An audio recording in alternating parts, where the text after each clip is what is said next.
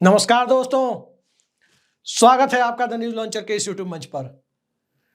दोस्तों, नीतीश कुमार की कांग्रेस से नजदीकियां बढ़ने का असली कारण क्या है? बिहार की पॉलिटिक्स तो स्वाभाविक है कि एक कारण है। बिहार की परिस्थितियां बहुत सामान्य सी बात है कि लालू यादव और नीतीश कुमार का एका कराने में कांग्रेस पार्टी की एक बड़ी भूमिका हो सकती है। अब सीताराम येचुरी रहे नहीं कि उस तरह की भूमिका का निर्वाह कर सके, लेकिन सबसे बड़ा कारण जो बिहार की राजनीति से बाहर का है और जिस कारण में ही वो दर्द छुपा हुआ है, जिस दर्द को बर्दाश्त करते हुए नीतीश कुमार ने इंडिया अलायंस का बड़े भारी मन से दामन छोड़ा था, वो दरअसल सामने आ रहा है। और वो कारण है पश्चिम बंगाल की मुख्यमंत्री ममता बनर्जी की इंडिया गठबंधन से बह रही दूरी। जिन लोगों को भी इंडिया गठबंधन की तीसरी बैठक जो मुंबई में हुई थी वो याद हो, उन्हें वो घटना और वो चर्चा जरूर याद होगी कि वहां किन दो पार्टियों और किन दो नेताओं के बीच बड़े तीखे मतभेद पैदा हो गए थे। जाति जनगणना के मुद्दे को लेकर, आरक्षण के मुद्दे को लेकर। वो नेता और वो पार्टी दरअसल नीतीश कुमार और ममता बनर्जी की पार्टी थी। तृणमूल कांग्रेस और जेडीयू दोनों इंडिया अलायंस की मुंबई बैठक में इंडिया अलायंस के एजेंडे को तय करने के लिए जो कमेटी बनाने की बात हो रही थी उसमें आमने सामने आ गए थे। और तभी कमेटी बनाने की बात शुरू हुई। नीतीश कुमार चाहते थे कि जाति गणना का मुद्दा इंडिया अलायंस का मुद्दा बने। ममता बनर्जी को इस मुद्दे से कोई मतलब नहीं था। और अब जैसा कि कहा जा रहा है कि कथित तौर पर अडानी ग्रुप के दबाव में ममता बनर्जी इंडिया अलायंस से दूरी बना रही है। कांग्रेस पार्टी भी कोई खास तवज्जो उन्हें दे नहीं रही है। तो उसके बाद क्या यह संयोग है या संयोग के साथ साथ प्रयोग भी है कि एक तरफ ममता बनर्जी दूर हो रही है और जिन ममता बनर्जी की वजह से नीतीश कुमार का एजेंडा खटाई में पड़ा वो अब कांग्रेस के करीब हो रहे हैं। नीतीश कुमार तो जनवरी 2024 में इंडिया अलायंस से दूर हो गए, वापस नरेंद्र मोदी के साथ चले गए थे। बिहार की राजनीति की परिस्थितियां भी ऐसी है कि नीतीश कुमार अलग होकर लड़ नहीं सकते, उन्हें किसी न किसी गठबंधन के साथ ही मिलकर चुनाव लड़ना होता है, तो वो वापस चले गए थे। लेकिन नीतीश कुमार का साथ छोड़ने के बावजूद राहुल गांधी ने जाति जनगणना के मुद्दे को उठाना जारी रखा।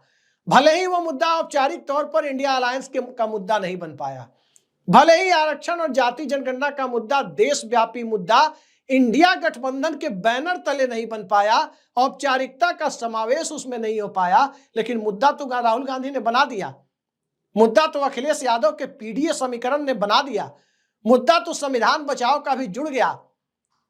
ममता बनर्जी के न चाहने के बावजूद ये सारे मुद्दे हिंदी भाषी भारत में बन गए थे और इसी का नतीजा था कि राजस्थान से लेकर उत्तर प्रदेश तक, महाराष्ट्र तक अच्छी खासी सफलता इंडिया अलायंस को मिली। बिहार में भी उस तरह से सफलता नहीं मिली जिस तरह से उम्मीद थी, क्योंकि नीतीश कुमार साथ नहीं थे। अब नीतीश कुमार करीब हो रहे हैं और नीतीश कुमार जब दूर गए थे तब एक और कारण उसमें बताया गया था। दरअसल इंडिया अलायंस की जो चौथी बैठक हुई थी दिल्ली में, उस बैठक को याद कीजिए, जिसके बाद वर्चुअल बैठक बुलाने की नौबत आ गई। तो उस चौथी बैठक के दरमियान एक और बात सामने आई। वो बात थी कि दिल्ली के मुख्यमंत्री अरविंद केजरीवाल और पश्चिम बंगाल की मुख्यमंत्री ममता बनर्जी, यानी आम आदमी पार्टी और तृणमूल कांग्रेस के सुप्रीमो, ये दोनों मल्लिकार्जुन खड़गे को इंडिया अलायंस का पीएम कैंडिडेट बनाने के लिए वकालत करते हुए नजर आए। अब जरा सोचिए, इस देश के सबसे बड़े दलित नेता, जगजीवन राम के बाद प्रधानमंत्री पद के बेहद करीब तक पहुंचने वाले देश के दूसरे दलित नेता मल्लिकार्जुन खड़गे, उन्हें सहयोगी दल कह रहे हैं पीएम कैंडिडेट बनाओ। कांग्रेस पार्टी हिचक रही है। उस हिचक का कारण क्या था और ममता बनर्जी और अरविंद केजरीवाल की राजनीति क्या थी? तो आज आप अंबेडकर के मुद्दे पर, बाबा साहब के मुद्दे पर जो अमित शाह का बयान है संसद में, उसके बाद जो राजनीति हो रही है और उसमें जो तेजी अरविंद केजरीवाल और ममता बनर्जी दिखा रहे हैं, उसमें आप पूरे संकेतों को पढ़ सकते हैं कि क्यों ये दोनों पार्टियां ज्यादा बेचैन थी खड़गे साहब का नाम सामने लाने के लिए।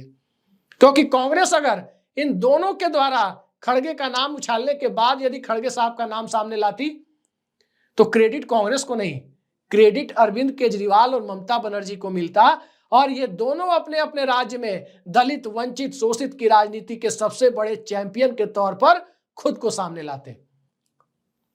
नाम उन्होंने उछाला था।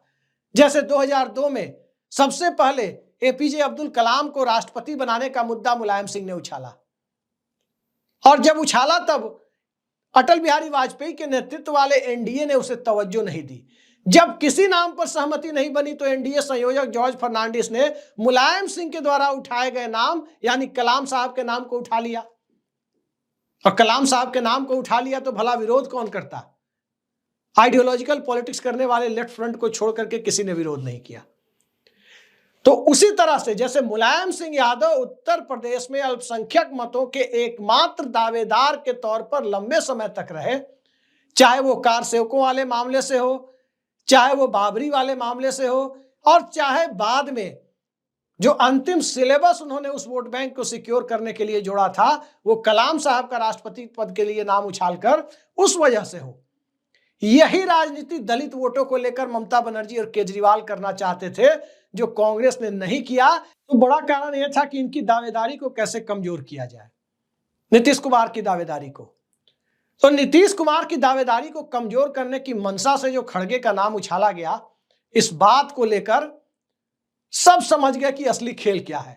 नीतीश कुमार और ममता बनर्जी के बीच राजनीतिक विवाद नया नहीं है। अटल बिहारी वाजपेयी की सरकार जब 1998 में बन रही थी, तब रेल मंत्री कौन हो यह सवाल उठा। नीतीश कुमार बाजी मार ले गए, ममता बनर्जी की पार्टी सरकार का हिस्सा नहीं बनी। लेकिन 13 महीने बाद वो सरकार गिर गई। उसके बाद गैसल रेल दुर्घटना हुई, जिसके बाद नैतिक जिम्मेदारी लेते हुए नीतीश कुमार ने इस्तीफा दे दिया। चुनाव चल रहा था, नीतीश कुमार ने नैतिक जिम्मेदारी लेते हुए इस्तीफा दिया।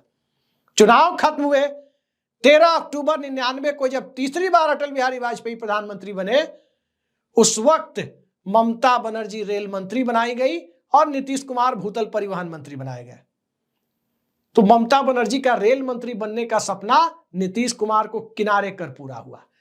लेकिन पश्चिम बंगाल का चुनाव आते आते अल्पसंख्यक वोटों का मामला ऐसा था कि ममता बनर्जी ने रिस्क नहीं लिया और बीजेपी का दामन छोड़ दिया।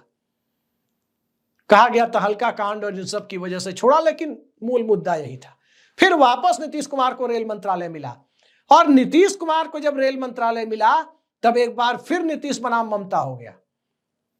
मुद्दा था संयुक्त मोर्चा सरकार के समय में 6 रेलवे जोन जो घोषित हुए थे, उन रेलवे जोन को अस्तित्व में लाने का। उसमें बिहार में पूर्व मध्य रेल हाजीपुर भी था। धनबाद डिवीजन सबसे ज्यादा कमाई का जरिया था। धनबाद पूर्व रेलवे कोलकाता का हिस्सा था। लेकिन नीतीश कुमार और बंगाल भिड़ गए थे, और बंगाल की सभी पार्टियां, चाहे लेफ्ट हो या टीएमसी, सब एक मत हो गई कि धनबाद डिवीजन पूर्व रेलवे में रहना चाहिए, उसे काटकर पूर्व मध्य रेलवे का हिस्सा नहीं बनाया जाना चाहिए। लेकिन नीतीश कुमार अड़ गए और बनाया गया, और आज धनबाद पूर्व मध्य रेलवे का हिस्सा है। कमाई का भी बहुत बड़ा जरिया है। माल ढुलाई होती है खनिज पदार्थों, कोयले और दूसरी चीजों की। तो नीतीश बनाम ममता की राजनीति तो तब से चल रही थी 98 से, और इंडिया अलायंस की बैठकों ने उसे हवा दे दी। और उसी हवा की परिणति ये हुई कि अंततः इंडिया गठबंधन को का जो आर्किटेक्ट जिसे कहा जाता था नीतीश कुमार को, वो बाहर हो गए। और अब ममता बनर्जी से दूरियां बन रही है, तो नीतीश कुमार और कांग्रेस की नजदीकियां फिर से बनने जा रही है। हालात ऐसे बनते हुए दिखाई दे रहे हैं। देखिए आगे किस रूप में नजदीकियां दिखाई देती है, इसको यदि देखना हो तो कुछ परिस्थितियां और है जिस पर गौर कीजिए। ममता बनर्जी को समर्थन कितना मिल रहा है। लालू यादव ने भी बस पत्रकारों के द्वारा कुरेदने पे कह दिया कि ममता बनर्जी नेतृत्व करे। शरद पवार ने भी ममता बनर्जी के मिजाज को देखते हुए कह दिया, लेकिन बहुत कुछ किया नहीं। तो आगे आगे देखिए होता क्या है। लेकिन नीतीश कुमार कांग्रेस की तरफ आगे बढ़ते हुए कम से कम दिखते प्रतीत हो रहे हैं। भविष्य कोई नहीं जानता। आज के लिए इतना ही। नमस्कार।